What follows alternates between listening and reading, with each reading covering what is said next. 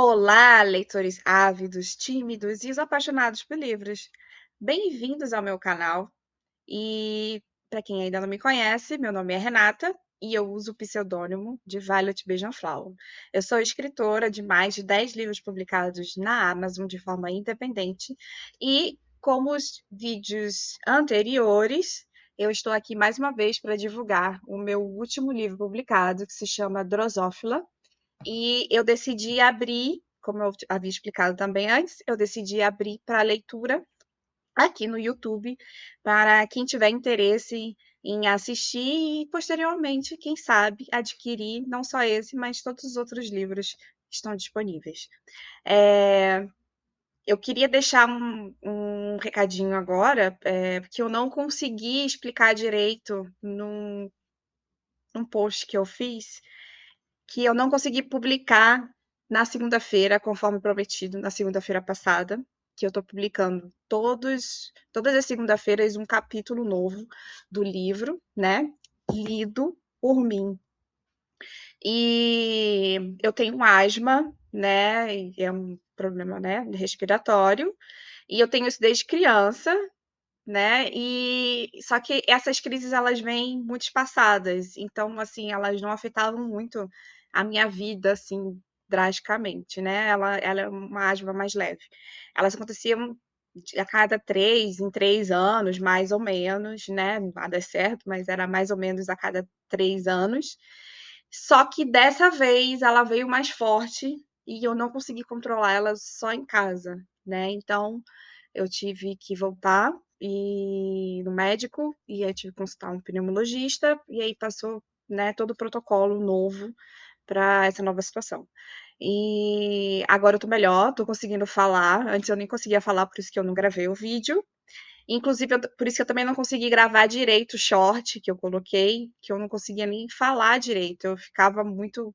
Eu fiquei bastante tempo descansando mesmo, para deixar o corpo recuperar, fazer os remédios agirem, né? E voltar depois melhor, tá? Então, sem mais delongas, vamos para a história.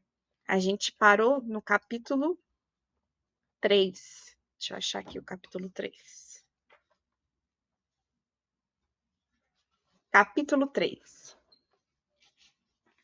é de Abigail.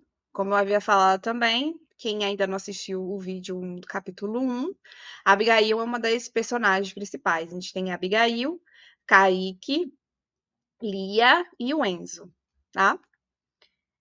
Abigail, cara e coroa, aí o título do capítulo. Apenas uma menina. Você nasceu em um mundo novo, Abigail. As coisas não foram fáceis nos últimos 40 anos.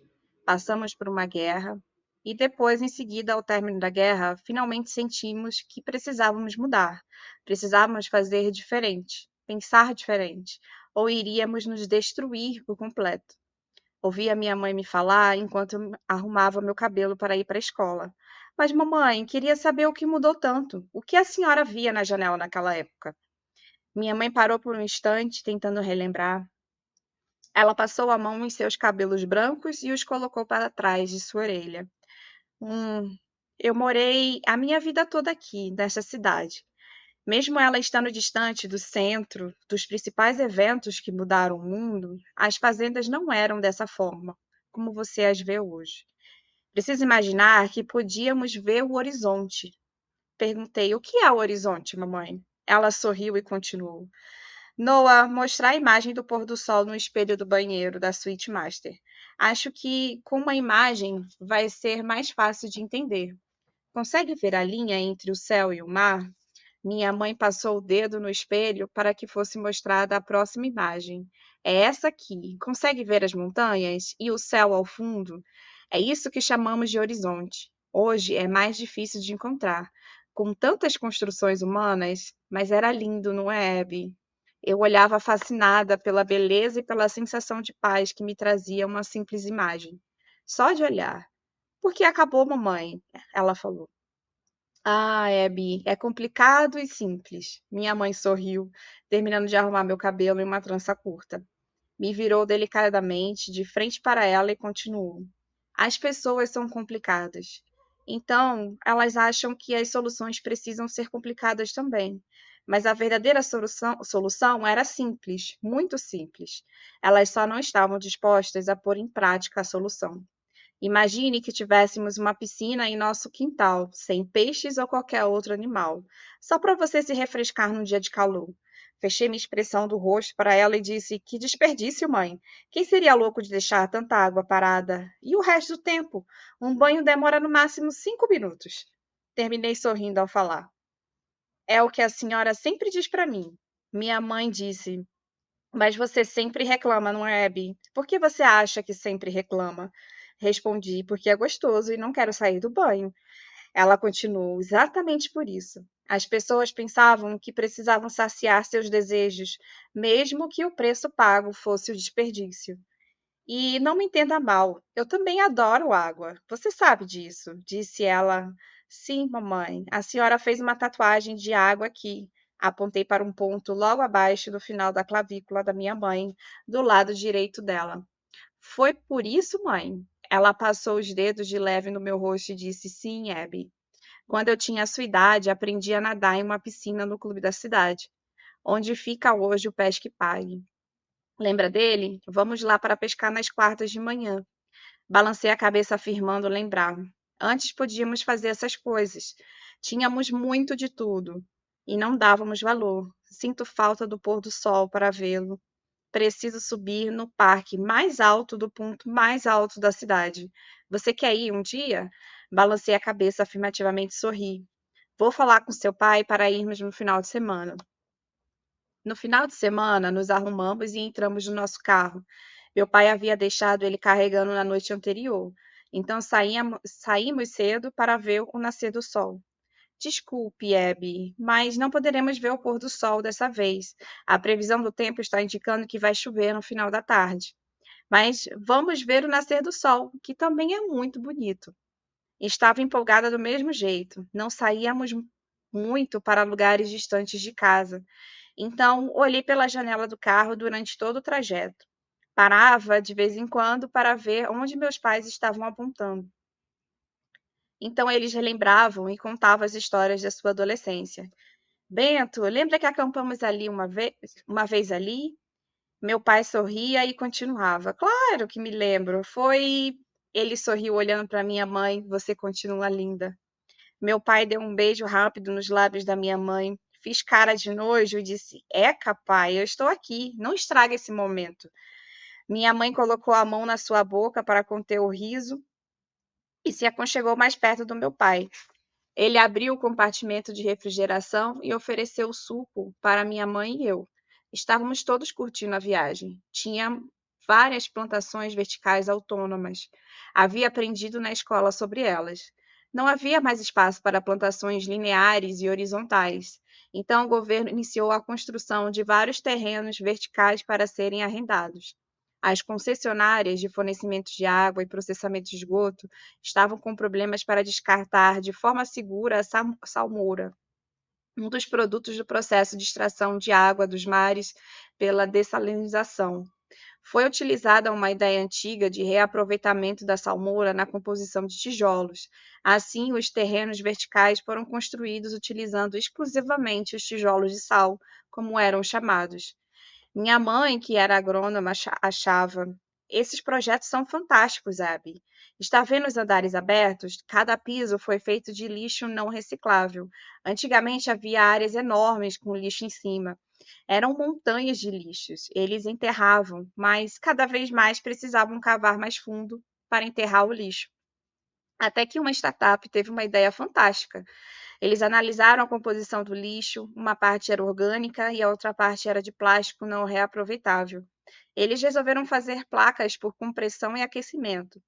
Eles perceberam que o aquecimento do plástico descartável se ligava e criava uma sustentação semelhante às raízes das árvores no solo. Depois de muitos testes, eles descobriram uma altura ideal da placa comprimida para suportar o peso de uma camada de terra. E ainda, o lixo orgânico servia de alimento para os micro-organismos e minhocas implantadas junto com a terra. Assim, eles iniciaram testes da ideia em protótipos. e puderam observar que a placa criada era permeável, portanto, a água que era inserida no topo poderia escoar para as demais placas em níveis inferiores. Esse foi o início das plantações verticais. Minha mãe terminou o discurso com empolgação. Depois foi a vez do meu pai falar sobre o assunto. E não parou por aí, Abby. Tiveram os tijolos de sal, que eu já expliquei para você. Depois que você veio me contar que havia aprendido na escola. Mas ainda foram colocados dois sistemas de base no prédio. O primeiro foi uma grande bateria orgânica e o segundo foram as grades de refrigeração. O primeiro alimenta todos os demais sistemas de controle ambiental, da umidade, temperatura e acidez do solo. Também alimenta o sistema de colheita e replantio, que nada mais é que o acionamento dos caminhões autônomos, assim como o nosso carro. Esse sistema indica que as plantas estão prontas para a colheita. A estrutura do prédio foi criada para ser uma grande bateria orgânica. Eles transporam a ideia da bateria orgânica feita com um composto chamado quinona, água e oxigênio, de uma pequena escala para uma grande escala, do tamanho de um prédio. E o mais incrível, Abby, é que eles conseguiram usar a quinona sem extraí-la do ambiente. Eles descobriram exatamente como funciona o processo de geração de energia das plantas pela fotossíntese e criaram iontodispositivos que foram inseridos no interior das árvores, pela via de entrada da absorção da água e dos minerais. Meu pai olhou para minha mãe como se estivesse buscando aprovação para o que ele estava falando, pelas raízes, e esses dispositivos usam a diferença de potencial de forma paralela, por indução, o que não afeta a corrente elétrica da própria árvore. E essa diferença de potencial alimenta a corrente elétrica produzida de milhões de octodispositivos conectados pela imersão no meio, a quinona, e armazena no interior daquele ecossistema e o que sobra é armazenado no prédio. A bateria está sempre carregada. O fluxo da corrente elétrica volta a existir toda vez que a energia da bateria é consumida. E a energia é totalmente limpa. Não é incrível? Essa energia alimenta o elevador externo e a grade de refrigeração, que é o segundo sistema que falei. As grades de refrigeração, elas ficam ali. Meu pai apontou por um lado da fachada do prédio enquanto falava. Está vendo, Abby? Bem ali.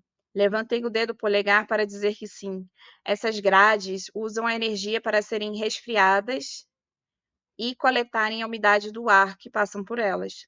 A água escorre e mantém todos os andares abastecidos com água potável, mesmo em lugares distantes e sem necessidade de tubulações externas. E nós vamos subir em um deles para ver o nascer do sol. Você vai adorar. Lá em cima ficam as árvores plantadas quando ainda éramos adolescentes. Sua mãe e eu, como se a floresta que você assistiu nos documentários que lhe mostramos, é como se a floresta estivesse nos céus. E foi nesse momento de êxtase dos meus pais que finalmente chegamos na estrada que passava entre os prédios verdes, que até aquele instante estávamos vendo ao longe. A estrada se perdia escondida pela imensidão dos verdes das árvores, e os prédios eram unidos pelo bosque que tinham do alto, no terraço dos prédios. Era lindo. Falei em sussurro. Então não erramos em tudo, não é, papai? Meu pai saiu do banco e se aproximou de mim. Ele colocou as suas mãos em meus ombros e seu queixo no topo da minha cabeça e falou: Não, Abby, acho que dessa vez acertamos. Minha mãe nos abraçou e me encheu de beijos no rosto. Estávamos felizes, tínhamos esperança novamente. E eles seguiram um caminho me contando que podíamos recarregar o carro no posto, que ficava no térreo dos prédios verdes.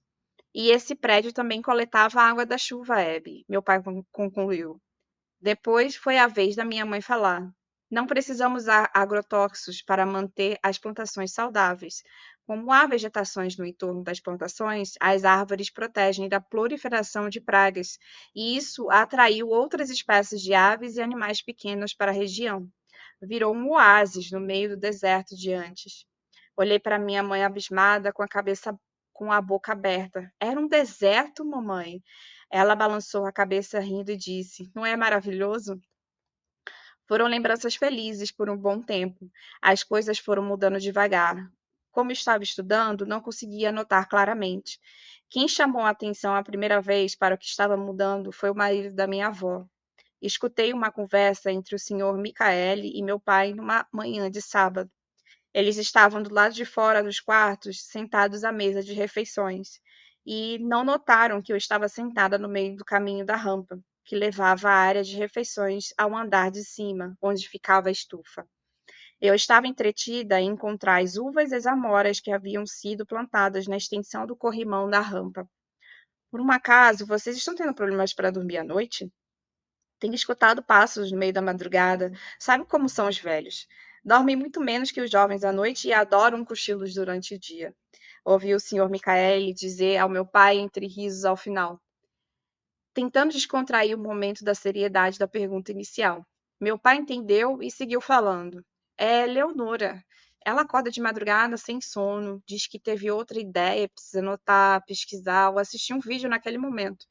Ela parece mais agitada, mas não vejo ela cansada no dia seguinte. Talvez o corpo dela esteja apenas se adaptando às alterações hormonais, não sei. Temos tentado ter outro filho, mas ela parece mais ansiosa, sabe?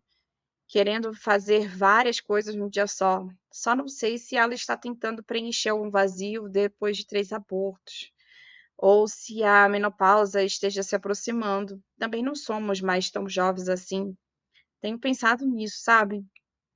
O senhor Michael meneou a cabeça enquanto passava o dedo na parte externa do corpo de, no, enquanto passava o dedo na parte externa do copo de água gelada, como se tentasse antecipar a descida da água condensada à superfície da mesa, até que quebrou o silêncio. Pode ser que sim, mas pode ser outra coisa.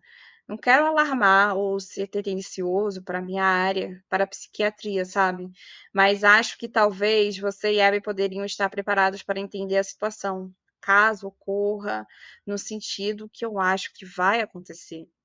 Meu pai ajeitou a postura na cadeira, indicando que aquelas palavras haviam despertado o interesse dele e continuou. Seria algo grave, a ponto de, em algum momento, ela tentar contra a própria vida? Como aconteceu no passado com aquelas pessoas, com meu pai, na Segunda Grande Depressão? O senhor Micaele sorriu para quebrar o clima pesado de lembrança daquela época. Sim e não. Sim, se for o que eu suspeito.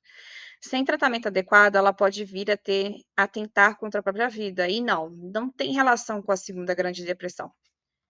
Depois de uma pausa e um olhar de soslaio, seguiu falando. Posso estar enganado, mas ela sempre me pareceu uma mulher sensata, muito inteligente e amorosa. Um pouco impetuosa e conscienciosa de seus atos, com grandes sonhos, grandes felicidades, grandes motivações, grandes planos e resultados de trabalhos fantásticos, como a aplicação da ideia da startup no seu projeto arquitetônico para essa casa. As plantas e animais que temos no andar de cima foram ideias dela, que deram certo, veja bem. É como uma montanha russa com subidas que podem levar anos sem serem notadas como sinais, a aceleração e grandes emoções depois está tão rápido que começa a descarrilhar. Passa a se irritar facilmente, não se vê mais tão envolvida com as coisas, as pessoas, como antes, e vem a descida vertiginosa, potencialmente desastrosa. Consegue entender o que eu estou dizendo?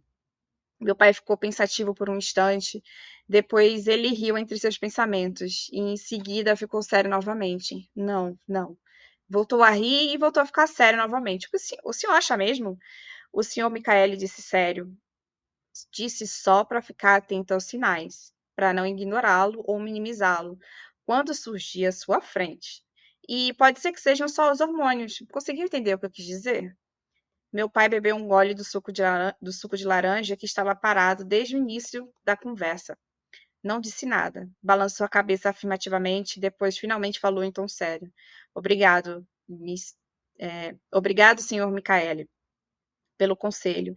Espero que eu consiga agir desta forma quando o sinal surgir. Eu espero que sim. 3 anos depois da conversa sobre a minha mãe, pouco depois do aniversário de 10 anos, entendi o que o senhor Micaele queria dizer. Meu pai havia ficado preocupado com o quarto aborto da minha mãe, e ele, relembrando da conversa anos atrás, resolveu ter uma conversa séria com a mamãe. Ela não estava bem, dormia muito e não tinha vontade de fazer nada. Todo o brilho e energia de antes havia se esvaído. Achei que estava assim por causa da perda de mais um bebê. Lembro de que foram tempos difíceis para o meu pai, que estava ficando mais estressado e cansado, pois tinha que me deixar em casa com um casal de idosos com 91 anos e minha mãe tomando remédios controlados. Já chega, Abigail! Dá para você parar de fazer perguntas? Minha cabeça está cheia e não estou com vontade de ficar ouvindo perguntas sem fim. Vai lá assistir um documentário que você goste, pega um sorvete e me deixe em paz, minha mãe disse aos berros. Mas, mãe, estendi a mão e depois retraí relutantemente em tocá-la. Saia! Ela disse baixo, mas com firmeza. Daqui. Naquele momento eu paralisei. Sabia que qualquer coisa que eu fizesse ou deixasse de fazer, o resultado seria o mesmo. Eu havia ultrapassado um limite claramente definido pela minha mãe. Mas eu precisava falar, então decidi dizer uma vez rapidamente, mas me embolei nas palavras. Demério, está na. Antes de terminar ou corrigir o que havia dito, senti todas as pontas dos dedos de sua mão direita chicotearem no lado esquerdo do meu rosto. Foi tão forte que senti uma pressão nos meus ouvidos, perdi o equilíbrio e caí no chão. Ainda olhando para ela, eu estava em choque e com os olhos vidrados no rosto dela. Havia sido a primeira vez que ela tinha batido em meu rosto. Ela aparentava um misto de desdém e raiva na sua expressão. Quando comecei a abrir a boca novamente, ela colocou o dedo indicador nos lábios e fechou os olhos, enquanto fazia shhh. Ela me puxou pelo braço, apertando com força e torcendo para cima, e me empurrou para fora do quarto, sem dizer mais nada. Bateu a porta do quarto, que pouco antes de se fechar, vi pela frecha que ela havia virado de costas. Então comecei a bater na porta do quarto sem parar enquanto chorava. As palavras corretas finalmente saíram entre murmúrios do meu choro. Está na hora do remédio. E esse foi o final do capítulo 3 do livro Drosófila, que vocês encontram disponível na Amazon. Ele tem na forma física e na forma de e-book e também está disponível no Kindle Unlimited. É só isso. Obrigada. Até o próximo vídeo e tchau, tchau.